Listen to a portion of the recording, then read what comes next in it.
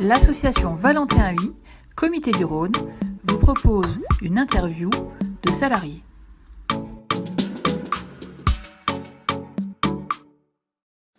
Bonjour à tous, je m'appelle Rosa, j'ai 45 ans. J'ai une maladie génétique des yeux rares qui va me conduire petit à petit vers la cécité.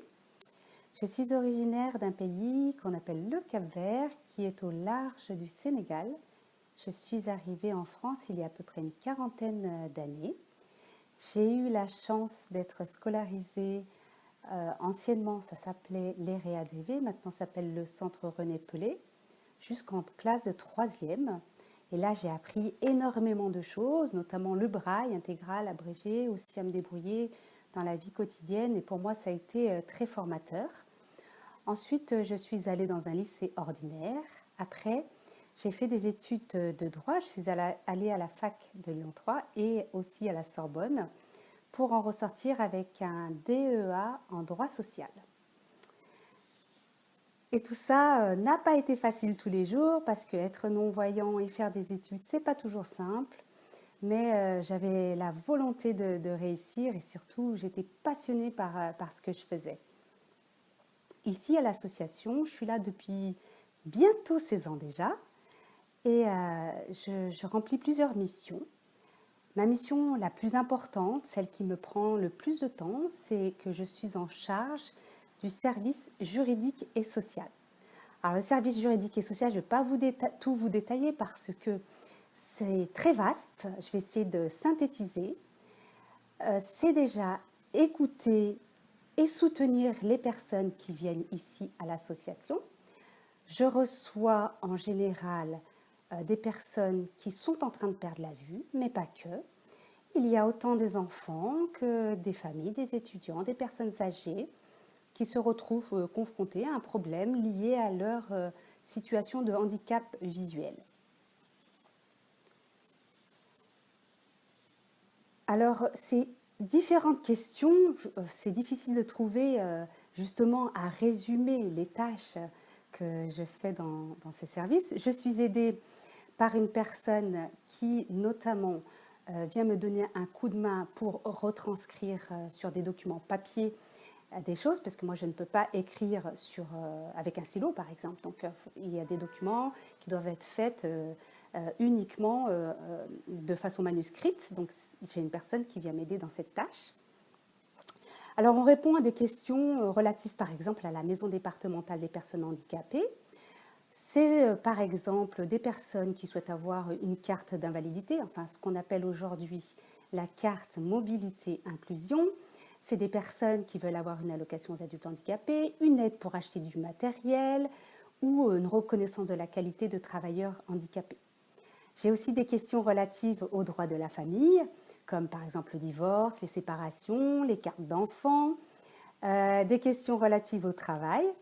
On se rend compte finalement que quand on arrive en situation de handicap, parfois, et même plus souvent que pour des personnes lambda, on va dire, il y a des licenciements abusifs. On parle aussi de maintien dans l'emploi, l'adaptation d'un poste de travail, et tout ça en lien avec nos partenaires, d'autres associations ou d'autres structures qui peuvent répondre à toutes ces questions. Donc je suis en lien avec d'autres personnes, d'autres spécialistes qui m'aident aussi à répondre au mieux aux personnes qui viennent me voir.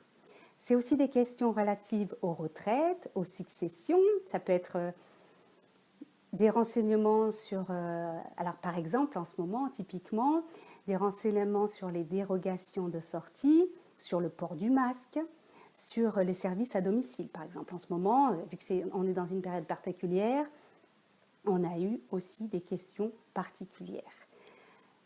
Voilà, je ne vais pas rentrer plus dans le détail de ce service. Je suis aussi en charge du service accompagnement. Ce service a pour objectif d'accompagner les personnes déficientes visuelles dans leurs déplacements. En fait, c'est très émouvant de parler comme ça, de vous raconter tout ce que je fais. J'ai l'impression de me mettre à nu, donc je bafouille un peu. Vous veuillez bien m'en excuser. Alors, ces personnes, donc les bénévoles, accompagnent les personnes non malvoyantes en ville, par exemple, faire des courses, du shopping, des déplacements médicaux, des promenades, etc. Mais ce n'est pas un service d'aide à domicile. Pour demander un accompagnement, il suffit de téléphoner ou de faire un mail le plus tôt possible. Et ensuite, j'essaie de trouver la personne qui va pouvoir aider la personne non ou malvoyante dans ses démarches.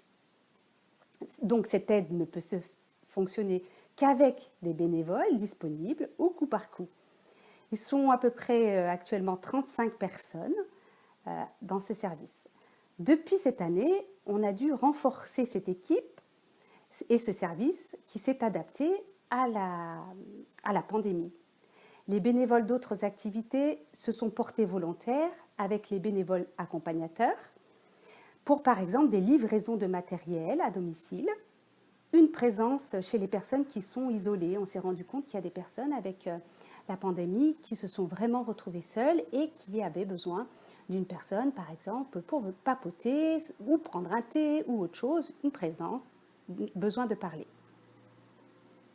Ce que je peux dire sur mes activités ici, c'est que ce sont des activités diverses, ce qui fait de mon poste un poste dynamique, changeant. Il faut à chaque fois se réinventer, ça bouge et j'avoue que ça correspond tout à fait à mon caractère. Et du coup, je n'ai pas le temps de m'ennuyer et je ne suis jamais en pilote automatique. Il n'y a rien qui ressemble au lendemain. Tout est différent, chaque jour est différent. Et je profite d'ailleurs de ce petit message pour remercier toutes les personnes qui franchissent la porte de l'association, qui viennent à mon bureau pour me confier des moments de leur vie. Je sais que parfois ce n'est pas facile, mais vraiment je vous remercie de me faire confiance. Et j'en profite aussi pour remercier l'équipe d'accompagnateurs qui sont des personnes d'une humilité incroyable, toujours disponibles.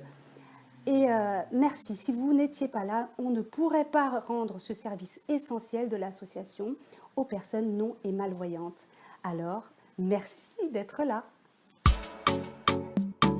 Si vous souhaitez des informations sur nos activités et services, vous pouvez nous appeler au 04 78 52 42 90. Vous pouvez également consulter notre site lyon.avh.asso.fr. À bientôt!